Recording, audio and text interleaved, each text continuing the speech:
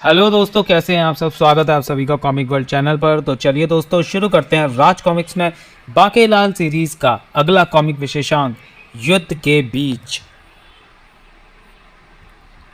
संजय गुप्ता पेश करते हैं युद्ध के बीच। 10,000 डाकुओं की सेना लेकर कल्पपुरी पर आक्रमण करने वाला यह शैतान था डाकू बीच। चले आओ मेरे नामुराद नमक हराम कलीज और हराम खोर साथियों, और पूरे नगर पर कब्जा करके उड़ा दो राजा थरथर काबू का सिर। डाकू बीच आ गया, भागो भागो। ये पूरे नगर को लूटने के साथ ही राजा का सिर भी काट कर ले जाता है। सैनिकों में हलचल मच गई। भागो, अबे हम बहादुर सैनिक हैं, भागते नहीं भगाते हैं।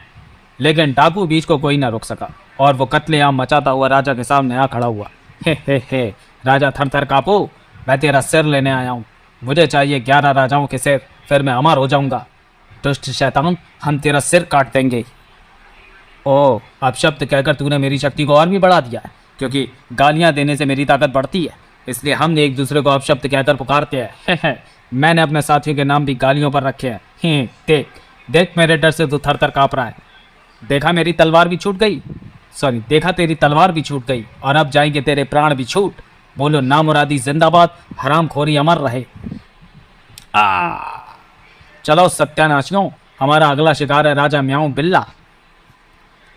राजा म्याऊं बिल्ला तो डाकू बीच का नाम सुनते ही भीगी बिल्ली बन गया। अरे महाराज तो डाकू बीच का नाम सुनते ही गूंगे हो गए। होड़प्पा दिखी हो, महाराज की आवाज वापस लाने का मुझे तरीका आता है। महामंत्री की तरकीब नायाब थी। बचाओ, कृपया घबराए नहीं महाराज, शेर की खाल में हमारा सैनिक गीदड़ सिंह है। अब इससे पहले कि डाकू बीच अपने 10,000 डाकुओं की सेना के साथ म्याऊगढ़ में आ पहुंचे, हम क्या करें? बताता हूँ। हमारे पास कुल 2,000 सैनिक है और उसके बाद 10,000 डाकू। हम उसका सामना नहीं कर सकते। अब तो हमारे मित्र विशालगढ़ के राजा विक्रम सिंह ही हमारी मदद कर सकते हैं। उन्हें तुरंत संदेश भेजो। जो आज्ञा महाराज। डाकू बीच की चर्चा विशालगढ़ में पहुंची। हमारे मित्र राजा म्याऊं बिल्ला ने हमसे मदद मांगी है, तो मदद तो हम अवश्य करेंगे। बाकेलाल इस समस्या का कोई हल बता सकता है? इस समस्या का तो मुझे एक ही हल नजर आता है। सेनापति भी हमारी पूरी 10,000 सैनिकों की सेना लेकर म्याऊगढ़ जाए और डाकू बीच का अंत करे। हमारा एक सैनिक एक डाकू भी मारेगा तो इस हिसाब से सारे डाकू मारे जाएंगे। किंतु डाकू भी तो इसी हिसाब से मारेंगे। सेनापति जैसा बाकेलाल कह रहा है वैसा ही करो। सेनापति को बलि का बकरा बनना ही पड़ा। कर चले हम फिदा जानो तन साथियों, अब तुम्हारे हवाले वतन साथियों। सेनापति गया सैनिकों के साथ। भगवान करे सभी डाकू मिलकर सारी सेना को मार डाले, तब राजा रह जाएगा अकेला, जिसका टैटुआ मैं दबा दूंगा, तो मुझे गिरफ्तार करने वाला यहाँ पर एक भी सैनिक नहीं होगा।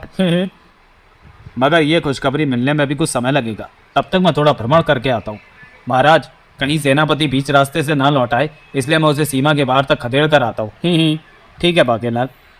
हो सकता है मुझसे पहले ही राजा को कत्ल करने डाकू बीच अपनी डाकू सेना के साथ यहाँ पहुँच जाए। कहीं वो रास्ता भटक गया तो खामा कहीं एक अच्छे काम को पूरा करने में उसे विलम्ब होगा। मैं वन में स्थान स्थान पर यह संकेत सूचक लगा देता हूँ। अबे हो बाकेलाल, ये पत्ते पर क्या लिख रहा है? मैं तो सोच रहा था पत्ता तूने मेरे लिए तोड़ा। अब ठीक है, डाकू बीच आएगा तो उसे विशालगढ़ पहुंचने में ज़रा भी देर नहीं लगेगी। विशालगढ़ इधर है। किंतु बाके महल वापस लौटा तो उसे लगा जोरदार झटका। अरे, सेनापति तो लौट भी आया। मुझे लगता है डाकुओं ने हमारी सारी सेना को मार डाला होगा, पर यह अपनी जान बचाकर भाग आया। वो मारा पापड़ वाले को। किंतु बात कुछ और ही थी। आओ बाकी, सेनापति ने तो कमाल ही कर दिया। ये डाकू बीच और उसकी 10,000 डाकू सेना को मारकर विजयी होकर लौटा है। महारानी सेनापति को तिलक लगाकर उसका अभिनंदन कर रही हैं। क्या? क्यों बाकेलाल, इस बात पर विश्वास नहीं हुआ ना? मगर यह सच है। मैं जैसे ही म्याऊगढ़ पहुंचा, दूसरी ओर से डाकू बीच अपनी डाकू सेना के साथ चला रहा था। उसे देखते ही मेरा खून खौल उठा। मैं डर से, मेरा मतलब गुस्से से थर थर कांप उठा। वो दुष्ट डाकू बीच है, बचना नहीं चाहिए। म्याऊं बिल्ला का सिर 10वां सिर है। मेरी सेना और उसकी डाकू सेना आमने सामने आ गई और हमारे बीच भयंकर युद्ध छिड़ गया। डाकू बीच, तेरे लिए तो मैं अकेले ही काफ़ी हूँ। ये सेना तो मैं तेरी डाकू सेना को खत्म करने के लिए साथ लाया हूँ। मरने के लिए तैयार हो जा दुष्ट शैतान, हत्यारे, खूनी, पापी, नीच, निर्लज। तूने मुझे इतने सारे अपशब्द कहकर मेरा काम आसान कर दिया है, क्योंकि अपशब्दों से मुझे शक्ति मिलती है। ये देख, अब मैं अपनी तलवार से तेरी पूरी सेना का सफाया कर दूंगा। अरे बाप रे, इसके घोड़े और इसकी तलवार का कद तो दुगना बड़ा हो गया, लेकिन मैं तब भी ना घबराया। मेरी तलवार छोटी थी तो क्या हुआ, हिम्मत तो बड़ी थी और मेरे पास थी दिमाग की भी शक्ति। मेरे मस्तिष्क में तुरंत ये बात कौन थी, बेटे सेनापति, अगर अब शब्दों से इसे शक्ति मिलती है तो अच्छे शब्दों से इसकी शक्ति घटेगी। हा हा हा, उल्टा कुलच्छनी कुत्ता नास पीटे करम जले। हे। बस फिर क्या था, अच्छे शब्द तो मेरी जुबान पर ही थे। दयावान, पुण्यात्मा, दानी, दानवीर, वीर, परोपकारी, देवता, भगवान, साधु, सत्पुरुष, शीलवान। ये क्या, मेरा कद सामान्य कैसे हो गया? उसका कद तो छोटा हो गया, किंतु उसकी शक्ति घटते ही मेरा उत्साह दुगना हो गया। प्रेरणा, आनंद, गुण, गुरु, हर्षोल्लास, सत्य, प्रसन्नता, हंसी खुशी, भगवान, गुड़, शक्कर, मिठाई, फल, नमस्ते, स्वागत है, श्रीमान पधारिये, खा पी कर लंबी डकार मारिए, आदर, इज्जत, दिव्य। बंद करो अच्छे शब्दों की बौछार। जब डाकू बीज अंगूठे भरकर रह गया तो मैंने उसे उठाकर अपनी हथेली पर रखा और एक जोरदार फूंक मारी। नहीं, मेरी जोरदार फूंक से डाकू बीज का सिर एक वृक्ष के कांटे में जा धंसा और उसके प्राण पखेरु उड़ गए। खच! डाकू बीज मारा गया। डाकू बीज के मरते ही सारी डाकू सेना मेरे पांव में पड़कर अपने प्राणों की भीख मांगने लगी। उन्हें एक साधु का शाप मिला था और शाप के कारण अगर मैं उन्हें माफ ना करता तो सारी डाकू सेना स्वयं ही मारी जाती। मैंने उन हत्यारों को माफ नहीं किया, अतः कुछ ही देर में स्वयं ही सारे डाकू भी मारे गए। हे। इस प्रकार मैंने डाकू बीज का अंत किया। मगर चांद कब उगेगा? सेनापति, तुमने एक महान कार्य किया। हम तुम्हें और पूरी सेना को 10,000 स्वर्ण मुद्राओं का पुरस्कार देने की घोषणा करते हैं। मेरी योजना का सत्यानाश हो गया। महाराज, कम से कम 1 स्वर्ण मुद्रा और बढ़ा दें, क्योंकि 10,000 तो सैनिक ही, मेरे लिए तो बचेगी ही नहीं। राजा विक्रम सिंह द्वारा डाकू बीज के मारे जाने का समाचार प्राप्त होते, महाराज, हम आपको धन्यवाद देने आए हैं। ये सब शक्तिशाली पड़ोसी राजा हैं महाराज, जो हमेशा विशालगढ़ से युद्ध की ताक में रहते हैं। मैं आपके लिए दूध, जलेबी और मिठाई मंगवाता हूँ। महाराज, हम एक युद्ध संधि पत्र पर हस्ताक्षर भी करेंगे, ताकि भविष्य में हम कभी युद्ध के पचड़े में ना पड़े, क्योंकि युद्ध में भले ही कोई भी जीते, मगर जीवन तो कईयों को हारने पड़ते हैं। इधर बांकेलाल उन संकेत सूचकों को उखाड़ने पहुंच चुका था। ये तो मैंने डाकू बीज के मार्गदर्शन के लिए लगाए थे, अब इनका कोई लाभ नहीं। बांकेलाल खींच उठा, आखिर मेरी कोई योजना सफल क्यों नहीं होती है? मोटा कब मरेगा, कब बनूंगा मैं विशालगढ़ का राजा?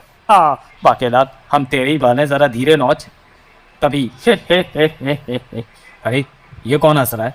हंसने वाला शीघ्र ही बांकेलाल को दृष्टिगोचर हुआ। हे बांकेलाल, मैं हूँ बाल नोचवा, मगर तुम मेरे सामने क्यों आ गए? हे बाकू, मेरे प्यारे बाकू, हे सब कुछ बताऊंगा, मगर पहले मुझे अपने सिर से 3 बाल तोड़ लेने थे। 1 3 बाल क्यों? 2 तू मेरे बाल क्यों तोड़ रहा है दुष्टनाथ? और ये 80 90 पूरे 3। बांकेलाल, तू जिस स्थान पर खड़ा है वहां पर मेरी समाधि है। यहाँ पर जो भी अपने बाल नोच कर मेरी समाधि पर चढ़ाकर मुझे बलांजलि देता है, मैं उससे प्रसन्न हो जाता हूँ। किंतु बांकेलाल, तूने मुझे 97 बालों की बलांजलि दी, जबकि मैं प्रसन्न होता हूँ पूरे 100 बालों की बलांजलि से। किंतु मैं फिर भी तुझ पर प्रसन्न हो गया और बाकी के 3 बाल मैंने खुद ही आकर नोच दिए। ओह, तो ये बात है। बांकेलाल, मैं तुझसे प्रसन्न हुआ, मैं प्रसन्न होकर तुझे देता हूँ ये लीचड़ बीज। लीचड़ बीज? ये मेरे किस काम आएंगे? ये साधारण बीज नहीं है प्यारे बाकलू, ये युद्ध के बीज हैं। अगर इन्हें 2 राजाओं के बीच फेंक दिया जाए तो गाढ़े मित्रों में भी युद्ध शुरू हो जाता है। युद्ध के बीज? हाँ बांकेलाल, एक बीज 2 राजाओं में युद्ध भड़काता है, और ये तो कई सारे हैं। तुम कितने भी राजाओं के बीच युद्ध भड़का सकते हो, किंतु युद्ध उसी राजा के साथ होगा जिसकी जमीन पर बीज फेंके जाएंगे। बीज फेंकने से पूर्व अपने बाल जरूर नोचना। तुम किसी और के बाल नोच कर भी फेंक सकते हो। अरे बाल नचवा गायब हो रहा है, वो मारा पापड़ वाले को। सेनापति डाकुओं से तो युद्ध जीत आया, मगर इतने सारे राजाओं से युद्ध कैसे जीतेगा? क्योंकि मैं तो अब इन सारे बीजों का ही प्रयोग विक्रम सिंह के खिलाफ युद्ध भड़काने में करूंगा। चल मेरे घोड़े टिक टिक, ये मेरे बाल ना उखाड़ ले। फिर जिस समय बांकेलाल महल पहुंचा, महाराज, मैं आपसे कभी युद्ध नहीं करूंगा। शपथ पत्र पर हस्ताक्षर करने के साथ सौगंध भी खाओ राजा बेईमान सिंह, तो मैं अपनी तलवार की कसम खाता हूँ। सभी राजा युद्ध संधि पत्र पर हस्ताक्षर कर रहे थे। मैं अपनी माँ की कसम खाता हूँ कि कभी राजा विक्रम सिंह से युद्ध तो दूर तो मैं भी नहीं करूँगा। महाराज, मुझे आपकी कसम युद्ध नहीं करूँगा। मैं अपने बाप की सौगंध खाता हूँ जिनकी मृत्यु पिछले साल युद्ध में ही हुई थी। मुझे तीसरी कसम युद्ध नहीं करूँगा। मुझे विद्या की कसम युद्ध नहीं करूँगा। मैं अपनी सास की कसम खाता हूँ युद्ध नहीं करूँगा। सनम तेरी कसम युद्ध नहीं करूँगा। ये क्या हो क्या रहा है? महाराज, कसमें ही खाते रहेंगे तो फिर मैंने जो छोले भटूरे बनाए उन्हें कौन खाएगा? सभी राजा युद्ध संधि पर हस्ताक्षर कर चुके हैं। खान सामा, तुम छोले भटूरे लगाओ, हम सब वहां पहुंचते हैं, बस बाकेलाल आ जाए। लो मैं आ गया महाराज। हे मेरा प्यारा बाकेलाल। मूल्य सूची 5 पैसे में 2 भटूरे, 4 भटूरों के साथ 1 भटूरा और 1 पत्ता छोले का मुफ्त। वाह, छोले भटूरे स्वादिष्ट है। 1 भटूरा और देना खान सामा। बाकेलाल, मुझे तो अभी भी विश्वास नहीं होता कि सेनापति डाकू बीज और उसकी 10,000 डाकुओं की सेना को मारकर लौटाया। कमाल कर दिया उसने तो। बच्चू राजा विक्रम सिंह, कमाल तो अब बाके करेगा। खान सामा, मुझे करारा वाला भटूरा देना। महाराज थोड़ी देर रुकिए, तेल खत्म हो गया, कर्मचारी लेने गया है। चल बेटा बाकेलाल, निकाल युद्ध के बीच, क्योंकि इससे अधिक सुनहरा मौका तुझे दूसरा कहीं नहीं मिलेगा। यहाँ कई राजा पधारे हुए हैं और सबके सब एक से बढ़कर एक शक्तिशाली। अगर सबके सब राजा विक्रम सिंह के शत्रु हो जाएं और युद्ध का ऐलान कर दें तो विक्रम सिंह को दुनिया की कोई ताकत नहीं बचा सकती। अब देखूंगा कि यह युद्ध संधि कितने समय तक कायम रहती है। अरे बाके, तुम वहाँ पीछे क्यों खड़े हो? छोले भटूरे क्यों नहीं खा रहे? चांद कब उगेगा? बाकेलाल के युद्ध के बीजों का असर होने लगा था। अरे ये क्या, मेरे छोले में मरी हुई मक्खी निकली है। राजा विक्रम सिंह हमें मक्खी वाले छोले करा रहा है क्या? तू उफ, मेरे छोले में कंकड़ है। भीड़ में छीन चपट कर किसी तरह एक भटूरा हाथ लगा था, उसमें भी कंकड़ निकल आया। और हमारे लिए तो भटूरे ही नहीं बचे। खान साहब कह रहा है कि आटा खत्म हो गया। कंकड़ और मक्खी वाले छोले। राजा विक्रम सिंह, अगर तुम हमें छोले भटूरे ना खिलाते तो हम भी चुपचाप लौट जाते, किंतु यह अपमान हम बर्दाश्त नहीं कर सकते। राजा विक्रम सिंह, तुमने हमारा अपमान किया है और हम इस अपमान का बदला लेंगे। तुम्हें हमसे युद्ध करना होगा। हाँ युद्ध, हाँ युद्ध। युद्ध? किंतु हमारे बीच युद्ध संधि हुई है। ये रहा युद्ध संधि पत्र। हे अरे संधि पत्र फाड़ दिया? महाराज अब तो जल्दी से आपकी तलवार मंगाई लो, पर चांद को उगेगा। युद्ध की तुरई बजूटी। ये क्या हो रहा है? तुरई बजाकर युद्ध का ऐलान किया जाता है और हम भी वही कर रहे हैं। महाराज ये लें तलवार है। नहीं, युद्ध का ये कोई तरीका नहीं होता। आखिर महाराज पहले तुम में से किसके साथ युद्ध करेंगे? अगर आप सबको युद्ध करना ही है तो फिर एक एक करके रणभूमि में आइए, वहीं आज जीत का फैसला होगा। अगर इन्होंने राजा को यही मार दिया तो राजा की पूरी 10,000 विश्वास पात्र सेना जिंदा बच जाएगी। तो फिर ठीक है, हम अपनी अपनी बारी बांट लेते हैं कि पहले युद्ध करने कौन आएगा और फिर कौन। हाँ, ये ठीक रहेगा। इस बार मेरी योजना कामयाब होकर रहेगी। बारी के लिए पर्चियां डाली गई। सबसे पहले राजा गजबल के नाम की पर्ची निकली है। किंतु चांद कब उगेगा? मैं वो राजा गजबल। सेनापति एक एक करके सभी के नाम की पर्चियां निकालता चला गया। उसके बाद सभी राजा क्रोध में उबलते हुए वहां से लौटकर अपनी सेना लेकर रणभूमि में पहुंच। राजा विक्रम सिंह, मैं अपनी सेना लेकर वहां पहुंचता हूँ। अब क्या होगा महाराज? होना क्या? युद्ध ना चाहते हुए भी हमें युद्ध का जवाब देना होगा। सेनापति, तुम अपनी सेना को तैयार करो, किंतु ध्यान रहे हमारी सेना मत ले जाना। सॉरी, सारी सेना मत ले जाना, क्योंकि अभी दूसरे राजा भी युद्ध करने आएंगे। ठीक है बाकेलाल। सेनापति 2,500 सैनिकों की सेना लेकर निकला। वो मारा पापड़ वाले को। मुच्छड़ मनुष्य इनमें से किसी न किसी राजा के हाथों मारा ही जाएगा, क्योंकि सब एक से बढ़कर एक शक्तियों के स्वामी हैं। मैं यहाँ बैठकर बांसुरी बजाता हूँ। शीघ्र राजा विक्रम सिंह अपनी सेना के साथ रणभूमि में जा पहुंचा। राजा गजबल तो अभी तक यहाँ पहुंचा ही नहीं महाराज। मुझे लगता है उसने अपना युद्ध का विचार त्याग दिया है। राजा गजबल बात व ताकत का धनी है सेनापति, वो आएगा जरूर। लो वो आ गया। राजा विक्रम सिंह, अगर मैं चाहूँ तो यह पर्वत फेंक कर तुम सबकी चटनी बना दूं, किंतु इससे तो युद्ध तुरंत ही खत्म हो जाएगा, जबकि मैं तुमसे कुछ देर युद्ध करना चाहता हूँ। वो तो पर्वत उठाकर ला रहा है। चंद्रोदय कब होगा? इस पर्वत को किनारे पर रखकर मैं तुमसे युद्ध करूंगा। किंतु ना तो तुम्हारे और ना ही तुम्हारे सैनिकों के पास कोई शस्त्र है, तुम युद्ध कैसे लड़ोगे?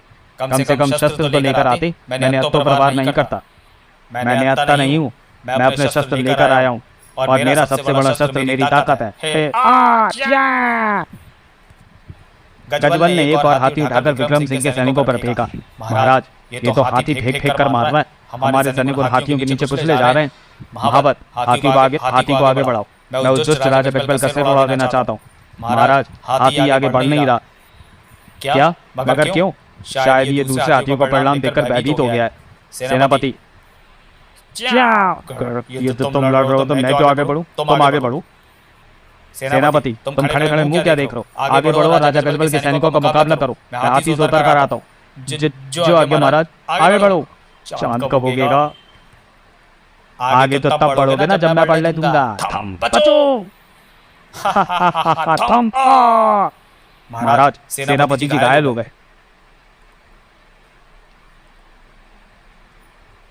महावत, हाथी को बिठा के नहीं रहे ताकि मैं उतर सकूं और शत्रु का मुकाबला कर सकूं। मुझे कौन सा बैठकर लस्सी पीनी है। चल बैठ दुष्ट।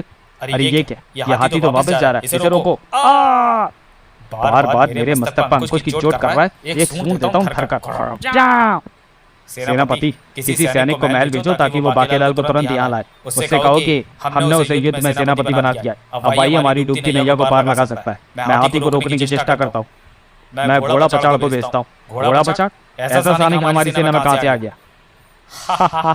भागता कहाँ है विक्रम सिंह? मैं नहीं भाग रहा दुष्ट, हाथी भाग रहा था। इधर घोड़ा पचाड़ सैनिक दुष्ट रफ्तार से दौड़ा और जा पहुंचा महल में बाके के पास।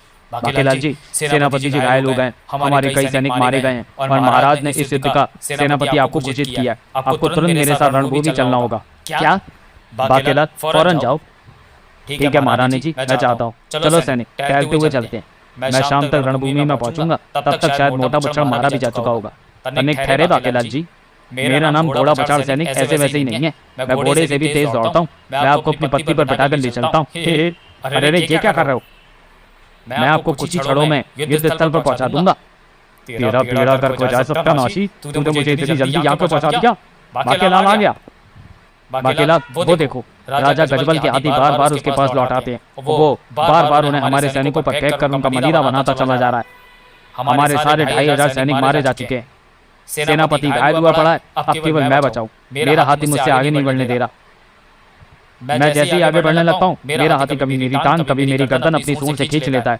ये देखो, चांद कब उगेगा? हाथी को ऐसे नहीं करना चाहिए। बाकी या तो इस हाथी को रोको या फिर तुम कुछ करो। राजा विक्रम सिंह, आगे क्यों नहीं बढ़ रहा? मैं 3 तक गिनूंगा, उसके बाद मैं खुद आगे बढ़कर तेरा सिर काट डालूंगा। महाराज, मैं इस हाथी को बांसुरी सुनाकर मस्त करता हूँ। आप अवसर देकर राजा गजबल से युद्ध करने आगे बढ़ लीजिएगा। मी सारे गामा पादा नीसा। अबे मोटे की चीख सुनने के बाद ही आंखें खोलूंगा। हाथी को बांसुरी की धुन अच्छी लग रही है, इसे कोई नई धुन सुनाता हूँ। सारे गा कोई शहरी हाथी, कोई दिल लहरी हाथी है रे, पग बांध गया गुबरू और रब्बा मैं नचती फिरा। क्या मोटे, बैठ मेरी पत्ती पर। मैं तो चलूं हौले हौले फिर भी मन टोले, आयो रब्बा मेरे रब्बा मैं की करा। अरे रे, इस हाथी को क्या हो गया? थोड़ी देर पूर्व तो ये राजा गजबल की तरफ मुंह करके खड़ा भी नहीं हो रहा था और अब ये तुरंत वेग से उधर ही दौड़ा जा रहा है। मैं पंगड़ा पांदी सारे गामा पा। चेपू, क्या हो गया तुझे? और तोड़ी ते मैं ओए चकदे फटते चावे बोलो तारा रारा। शाबाश चेपू, तूने तो कमाल कर दिया। एक ही टक्कर में सारे हाथियों को गिरा दिया। शाबाश मेरे शेर, मेरा मतलब मेरे हाथी। चा चा सारे गामा काला शकाला, साडा काला है सरदार गुनिया ने दफा करो। इसके छक्के से, इसके धक्के से मेरी तो नींद ही निकल गई। गजबल को चुनौती देने आया था, आया भी तो एक हाथी। अब तेरी खैर नहीं चेपू। ओए तुम्हारी ऐसी की तैसी। आज पंगड़ा पान लू दिल करदा, आज ठुट पड़सान लू दिल करदा। ओए सारे गामा, तुझे उठाकर फेंकूंगा तो 7 समंदर पार जाकर गिरेगा। ओए ये क्या, मैं इसकी सूंड के धक्के से कैसे गिर गया? इसकी लीड के गोले मुझे लोहे की गोलों की तरह चोट दे रहा है। पच पच। शाबाश चेपू शाबाश, मुझ पे 10 हाथियों का बल था किंतु आखिर ऋषि डंडल का कहा आज सत्य साबित हो गया। उन्होंने कहा था कि मेरी पराजय चट्टान पर से टकराने से होगी। राजा गजबल, क्या तुझे अपनी पराजय स्वीकार है या मैं चेपू को आदेश दूं कि वो अपना पांव तेरे सिर पर रखकर तुझे सीधा नरक भेज दे? नहीं, मुझे अपनी पराजय स्वीकार है राजा विक्रम सिंह। राजा विक्रम ने चेपू को अपना पांव हटा लेने का आदेश दिया। चेपू, ये विजय मुझे तेरे कारण ही मिली है। युद्ध का शोर थम गया, लगता है मुच्छड़ का बोलोराम हो गया। अब आँख खोलता हूँ। अरे मोटा तो अभी जीवित है और ये हाथी पर कैसे चढ़ गया? इसे तो मैंने रणभूमि की ओर जाने को कहा था। इसका मतलब ये नहीं गया। बाकेलाल, हम विजयी हो गए। विजयी हो गए? मगर क्यों? मेरा मतलब कैसे? इसका जवाब मेरे पास है। दरअसल एक बार इसने गन्नों के लोभ में ऋषि अकल पैदलाचारों को अपनी पीठ पर ले जाने से मना कर दिया था। तो ऋषि ने इसकी ताकत छीनकर इसे डरपोक बना दिया था। फिर जब मैंने उन्हें पत्ती पर बिठाकर गंतव्य पर पहुंचा दिया तो उन्होंने मुझे कहा था कि उस दिन इसमें 10 हाथियों का बल आ जाएगा, जिस दिन कोई इसे बांसुरी सुनाएगा और उस दिन ये कोई ऐसा काम करेगा जिससे ये महान कहलाएगा। ओ, बांसुरी जैसे बाकेलाल ने सुनाई है। हे, बेड़ा कर को मेरा, मुझे इसे सुनाने के लिए बांसुरी मिली थी। बाकेलाल तेग बच्ची, क्योंकि मुझे पता है कि तूने इसे बांसुरी सुनाई इसलिए थी क्योंकि तुझे शंकर भगवान की भविष्यवाणी हो गई कि बांसुरी सुनने से ऐसा चमत्कार होगा। मेरा सत्यानाश। सेनापति भी तब तक उठकर चलने लायक हो गया था, किंतु महाराज हमारी 1/4 सेना तो मारी गई। चांद भी नहीं होगा। चलो कम से कम एक काम तो अच्छा हुआ। मारी नहीं गई, शहीद हो गई सेनापति। राजा गजबल की पराजय का समाचार मिलते ही राजा छोड़ू भी आता होगा मुझसे युद्ध करने, इससे पहले कि वो आदम के हमें शहीद हुए हमारे सैनिकों का सामूहिक अंतिम संस्कार करना होगा। तभी महाराज महारानी को पुत्र हुआ है। मैं यही खुशखबरी आपको देने आया हूँ। क्या सच? ऋषि तपकाचार्य ने मेरी कुंडली देखकर बताया था कि जिस दिन किसी महान व्यक्ति के हाथों मेरी पराजय होगी उसी दिन मुझे पुत्र रत्न प्राप्ति होगी। विवाह के 30 बरस बाद बुढ़ापे में ये खुशखबरी सुनकर मैं आज बहुत प्रसन्न हूँ, और मुझे यह प्रसन्नता बाकेलाल के कारण मिली। बाकेलाल तुम्हारा बहुत बहुत धन्यवाद, मगर मेरी किस्मत तो फूट गई। तो फिर जाओ खुशियों के ढोल बजाओ राजा गजबल, क्योंकि युद्ध में तुम्हारी पराजय के बाद हम तुम्हें बंदी नहीं बनाएंगे। अबे थोड़ा आगे सरक, ठीक से बैठने तो दे। लानत है इन पर। एक घोड़े पर दोनों चढ़ गए। तत्पश्चात 2500 सैनिकों का अंतिम संस्कार पूरे राज्य के सम्मान के साथ कर दिया गया। राज शमशान में 2500 सैनिकों की चिता भी ठंडी भी नहीं हुई थी कि अरे वातावरण में दुर्गंध सी कैसी फैल गई है। ओ, लगता है राजा छोड़ू युद्ध भूमि में पहुंच गया है। ये उसी के आगमन का प्रतीक है महाराज। महाराज भाई ऐसे ही थोड़े चलता है। हमारे महाराज छोड़ू रणभूमि में पहुंच भी चुके हैं और आप अभी तक यहीं खड़े हैं। उनसे कहो बस हम अभी पहुंचते हैं। किंतु महाराज इसने मुंह पर रुमाल क्यों बांध रखा है? राजा का नाम नहीं सुना? छोड़ू। महाराज इस बार शत्रुओं की चिताएं जलेंगी। मैं उनके लिए लकड़ियों का प्रबंध करने वन में जाता हूँ। आप जाए रणभूमि। ठीक है, अगर आवश्यकता पड़ी तो मैं तुम्हें वहीं से युद्ध भूमि में बुलवा लूंगा। सेनापति सेना को लेकर रणभूमि की ओर कूच करो। ठीक है महाराज। चांद कब उगेगा? सेना 2500 से अधिक लेकर मत जाना सेनापति, क्योंकि राजा छोड़ू के बाद राजा मैल चंद्र भी आएगा। राजा छोड़ू अपनी सेना के साथ रणभूमि में उपस्थित था। जब तक ये दुर्गंध रहेगी राजा छोड़ू तेरा नाम रहेगा। सेनापति जंगल सिंह मुट्ठी बो दी है। बो दिया महाराज, आप फिक्र न करें। राजा विक्रम सिंह भी अपनी सेना लेकर आ पहुंचा। राजा छोड़ू देख मैं आ गया। तो फिर खड़ा क्यों राजा विक्रम सिंह? आगे बढ़ो, मुकाबला कर। और इस बार मैं रथ पर आया हूँ क्योंकि पिछली बार हाथी जेब पड़ गया था। ओ, रथ का पहिया निकल गया। राजा विक्रम सिंह के 2500 सैनिकों की सेना सेनापति के नेतृत्व में आगे बढ़ी। आगे बढ़ो मेरे जवानों, मुकाबला करो, वरना इस बार हम सिर्फ 5000 ही रह जाएंगे और पता नहीं चांद कब उगेगा।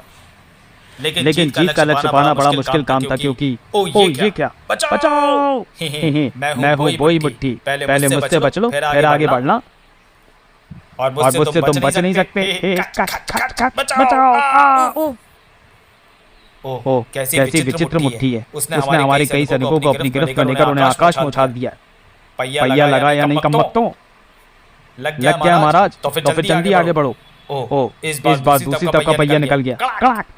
राजा विक्रम सिंह मुझसे युद्ध करने के लिए बस मुट्ठी भर सेना ही लेकर आया था। ये विचित्र मुट्ठी तो हमारे एक भी सैनिक को आगे नहीं जाने दे रही।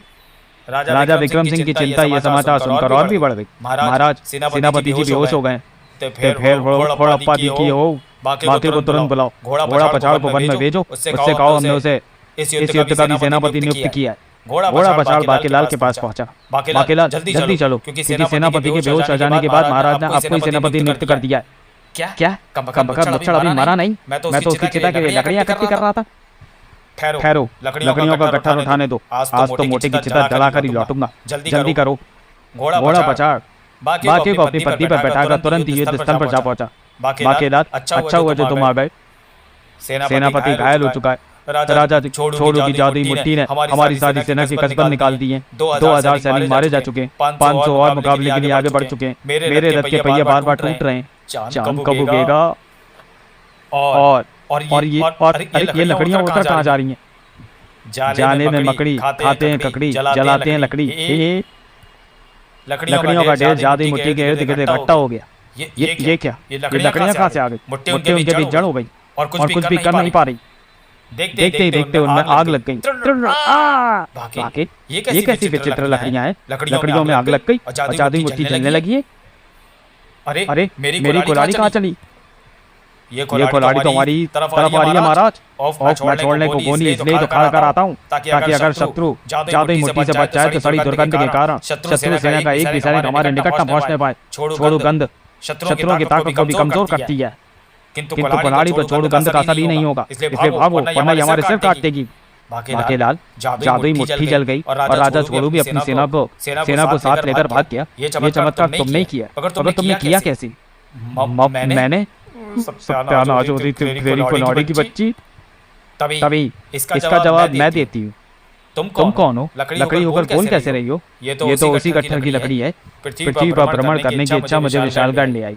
यहाँ पहुंचकर मैं विशालगढ़ की सुंदरता देखकर दंग रह गई। पीहू पीहू बोले कोयलिया, वाह मोर का नृत्य कितना सुंदर है, और कितनी सुंदर है पृथ्वी, कितना सुंदर है ये विशालगढ़। इस सुंदर दृश्य में मैं इतनी खो गई कि मुझे वहाँ झाड़ियों में बैठे तपस्या करते ऋषि लकड़ाचार्य भी दिखाई नहीं पड़े, और मेरी एक टहनी मेरा मतलब एक उंगली उनकी आंख में चुभ गई। ऋषि ने कुपित होकर मुझे वृक्ष की तरह जड़ हो जाने का श्राप दिया। ऋषि की केवल आंख ही तो फूटी थी। अगर मुझे पता होता कि पृथ्वी के ऋषि इतनी सी बात पर ही श्राप दे देते हैं तो मैं कभी भी पृथ्वी भ्रमण को ना आती। नहीं, मुझ पर कृपा करें ऋषि लकड़ाचार्य, अपने नाम की बात ही कठोर ना बने, शाप का उपाय बताएं। मैं सुंदर देवता की तपस्या कर रहा था, मुझे क्रोध इसलिए आ गया क्योंकि मुझे एक आंख से कम दिखता है, और दूसरी आंख तुमने फोड़ दी, जिससे मैं यहाँ झाड़ियों में चुपकर आती जाती सुंदर कन्याओं यानी कुड़ियों को देखता था। सुंदर देवता ऐसे ही प्रसन्न होते हैं, किंतु अब मैं उन्हें नहीं तक पाऊंगा और सुंदर देवता को कभी प्रसन्न नहीं कर पाऊंगा। मैं आपको मन की आंखों से देखने की शक्ति दूंगी। तो सुन, एक दिन एक ऐसा युवक आकर तुझे काटेगा जिसके नाम से किसी फल का नाम जुड़ा होगा। तब तो एक विपत्ति से उसकी मदद करेगी। वो युवक जिस कुल्हाड़ी से तुझे काटेगा उसमें भी तेरी जादुई शक्ति बढ़ जाएगी, और तब वो भी शत्रुओं को भयभीत करेगा। उसी दिन तू शाप से मुक्त होगी। और आज मैं शाप से मुक्त हो गई। अब मैं वापस दोजख जा रही हूँ, और जब तक पृथ्वी पर ऋषि हैं तब तक यहाँ नहीं आऊंगी। किंतु ये तो बताती जाओ कि बाकेलाल का नाम कौन से फल से जुड़ा है? बाके के नाम का आरंभ और अंत का शब्द हटा दोगे तो तुम्हें भी पता लग जाएगा। तब तो केला बचता है, चांद कब उगेगा? किंतु बाकेलाल हमारे 2500 सैनिक और मारे गए। इस बात का हमें बहुत दुख है। सत्यानाश, मैंने लकड़ी को क्यों काटा? सबसे ज्यादा दुख तो मुझे है महाराज, क्योंकि मैं सेनापति होकर भी इनकी रक्षा न कर सका। चांद भी पता नहीं कब उगेगा। उन 2500 सैनिकों का भी क्रियाक्रम कर दिया गया, मगर संकट अभी कम नहीं हुए थे। महाराज राजा मैलचंद आपको रणभूमि में बुला रहे हैं। उसके पास 2500 की सेना है। तो आई गया राजा मैलचंद भी। सेनापति, हम 2500 की सेना लेकर ही वहाँ जाएंगे और उसे मजा चखा देंगे। अब तो बचे भी 5000 ही हैं महाराज। चांद पता नहीं क्यों नहीं उगरा। महाराज आप रणभूमि में चलें।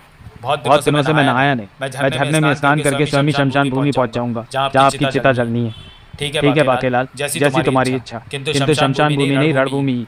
ओ हाँ, भूल हो गई। बाकेलाल पहुंचा मंदाकिनी झरने के नीचे। वाह, स्नान का आनंद आ गया। नहा धोकर पहुंच कर बाकेलाल एक घोड़े पर बैठा और अब चलता हूँ रणभूमि। इस बार ना तो मैं बांसुरी बजाऊंगा, न लकड़ी काटूंगा, कुछ भी नहीं करूंगा। इस बार देखता हूँ कि मोटा युद्ध से कैसे बचता है। इधर राजा विक्रम सिंह अपनी 2500 की सेना लेकर रणभूमि जा पहुंचा, जहाँ राजा मैलचंद उसी की प्रतीक्षा कर रहा था। राजा विक्रम सिंह थोड़ी देर पहले आता तो हम समोसे खा रहे थे। एक तुझे भी खिला देते। मैं यहाँ समोसे खाने नहीं, युद्ध करने आया हूँ। आक्रमण! सवारियाँ हर बार धोखा दे जाती हैं, इसलिए इस बार मैं पैदल ही आया हूँ। पहले इन्हें मारने देना, फिर हम मारेंगे। आक्रमण! महाराज, इन पर तो हमारी तलवारों का असर ही नहीं हो रहा, और ये हमारे सैनिकों को काटे दे रहे हैं। वही तो मेरी भी समझ में नहीं आ रहा। अब तुम मरो।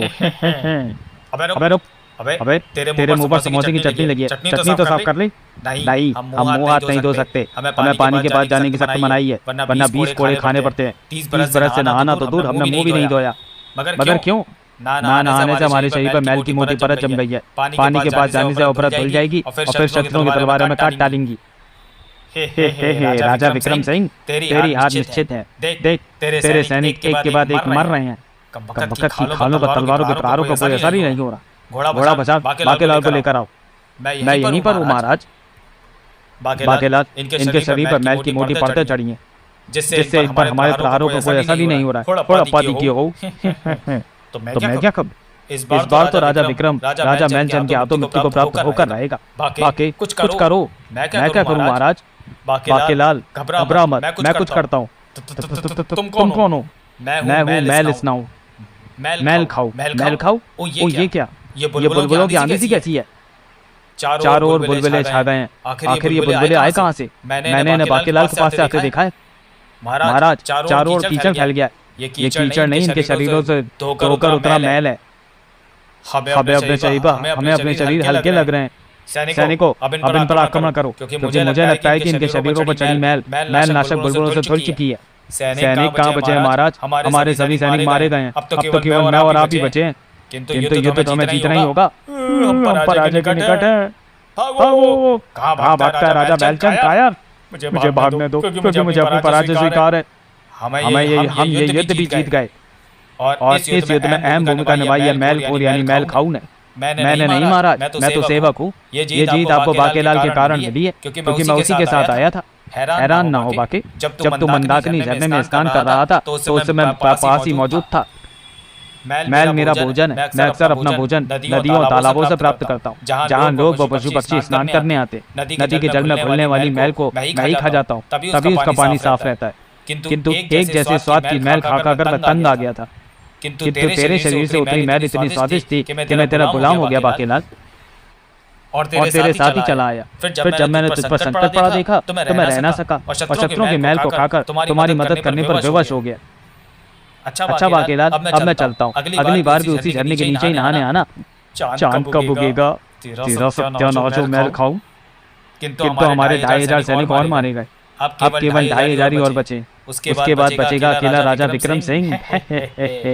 सैनिकों के अंतिम संस्कार की रस्म अदायगी के बाद जैसे ही विक्रम सिंह बाकीलाल और सेनापति वापस महल पहुंचे, महाराज जल्दी इधर आइए। क्या बात है महामंत्री? महाराज ये देखिए कैसे विचित्र पेड़ उगे हैं। हम युद्ध के पेड़ हैं, युद्ध के बीजों से उगे हैं।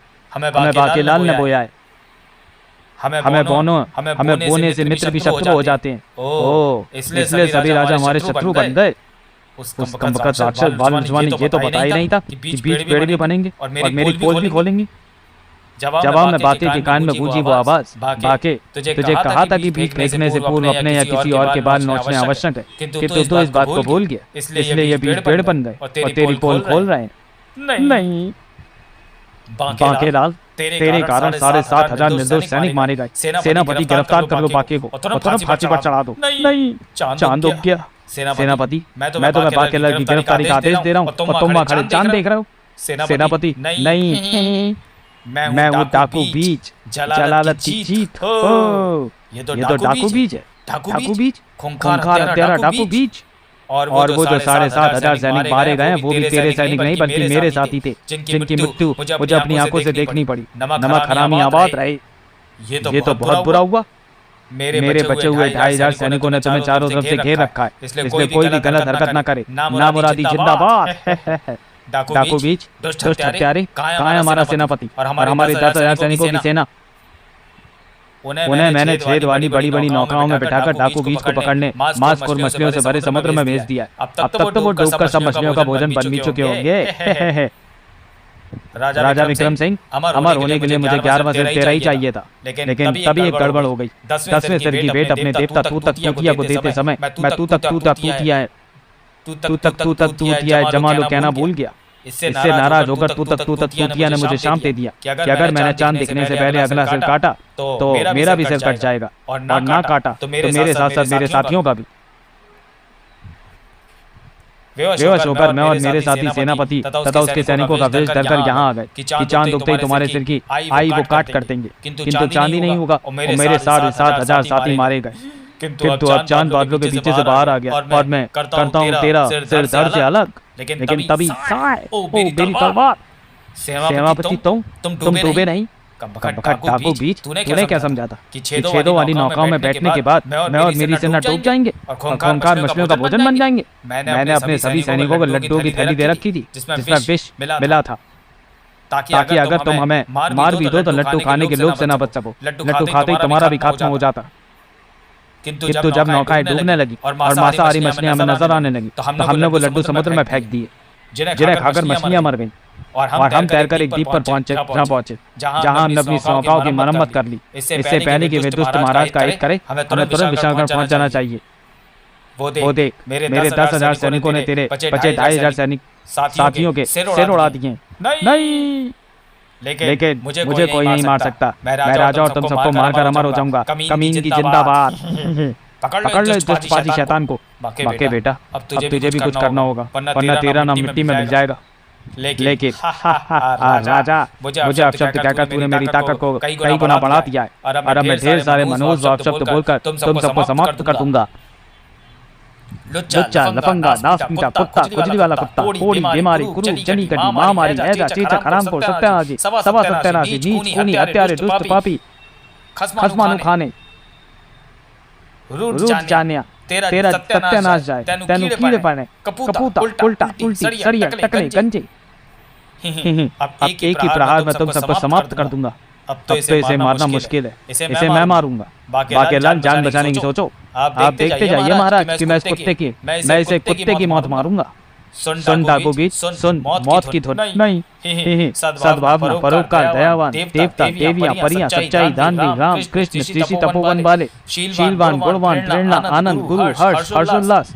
कहो ना प्यार है, जय तुम तुलसी माँ, रामायण, जय जय हनुमान गोसाई, पुण्य, गायत्री मंत्र, सीता और गीता, कमल का फूल, सदा सुहागन, पुत्रवती, 8 के फूल, फूलों की माला, बुरी नजर वाले तेरा मुंह काला, सोनी कुड़ी, गल्ला गोरिया दे विच टोए। नहीं, पूजा, तपस्या, मंदिर, गुरुद्वारा, आश्रम, झुमरो, शाम रंग झुमरो, जोगिया बे जोगिया, हाथ में सोने जोगिया, आरती कुंज बिहारी की, ओम भूर भुवः स्वाहा। नहीं, पापी का अंत हो गया महाराज। दरअसल इसने खुद ही अपनी मृत्यु का रहस्य अपनी शेखी बगाड़ते वक्त बता दिया था। ओह, अब मेरी समझ में आ गया कि तुमने युद्ध के बीच क्यों फेंके थे, क्योंकि तुम चाहते थे कि डाकू बीच की सारी सेना युद्ध में मारी जाए। तभी महाराज अन्य राजाओं ने पुनः संधि पत्र भेजा है। बाकी पुच्ची दियो, सत्यानाश, पीड़ा, गर्ग, मैंने युद्ध के बीच क्यों फेंके। समाप्त। तो चलिए दोस्तों, वीडियो को यही समाप्त करते हैं और मिलते हैं बाकेलाल के अगले कॉमिक विशेषांक सुर और असुर में। तब तक के लिए धन्यवाद।